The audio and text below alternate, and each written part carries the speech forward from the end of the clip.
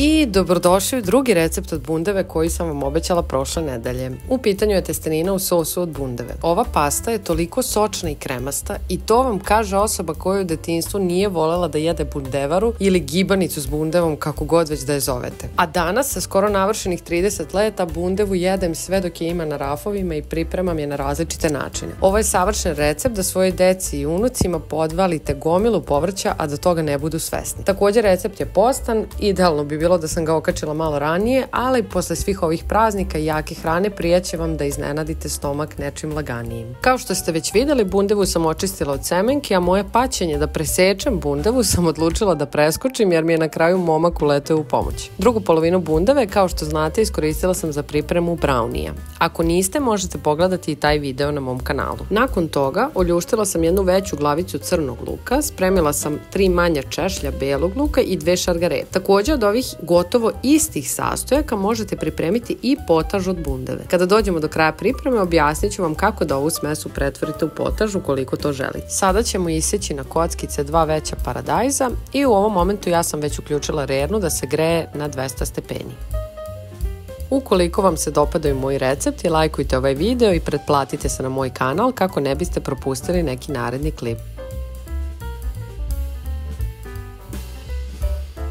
Uzmite veliku tepsiju i obložite je pek papirom. Svo povrće ćemo prebaciti na tepsiju i zamalo da zaboravim da napomenem i 2 crvene paprike koje sam dodala. Naravno, vi možete eksperimentisati sa povrćem i koristiti ono koje vi najviše volite. Ja često u sezoni koristim i tikvice.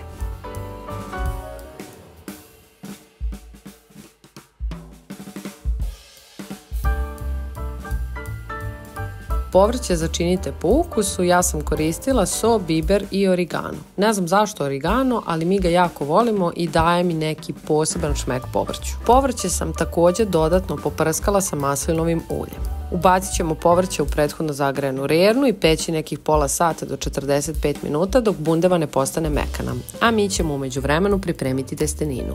Naravno, možete koristiti pastu koju god želite, meni su ove školjkice baš slatke pa je izbor danas pao na njih. Sada, kada se povrće ispeklo, prebacit ćemo ga u neku dublju posudu ili šerpu i sve zajedno ispasirati štapnim mikserom. U ovom momentu, ako biste se odlučili da pravite potaž, potrebno je samo da dodate veću količinu vode i pavlaku za kuvanje, te sve to zajedno da kuvate još nekih 15 minuta na jačoj vatri dok ne proključa. Tako da praktično možete napraviti 2 jela od istih sastoja. Početka blendiranja povrća sam vas spasila jer je moj štapni mikser na izdisaju, što se vidi iz priloženog jer je izlepljen selotejpom, ali poslužio je još jednom. Ja sam ovdje još malo začinila sos sa prethodno korišćenim začinima i dodala sam malo nutritivnog kvasca koji se uglavnom koristi u veganskoj kuhinji i daje ukus sira. Možete ga naći u zdravim hranama, ali ako ne želite, slobodno možete preskočiti ovaj korak. I za kraj samo ćemo sjediniti pastu sa sosom i uživati u ovom preukusnom obroku punom vitamina. Obavezno probajte ovaj recept i javite mi utiske.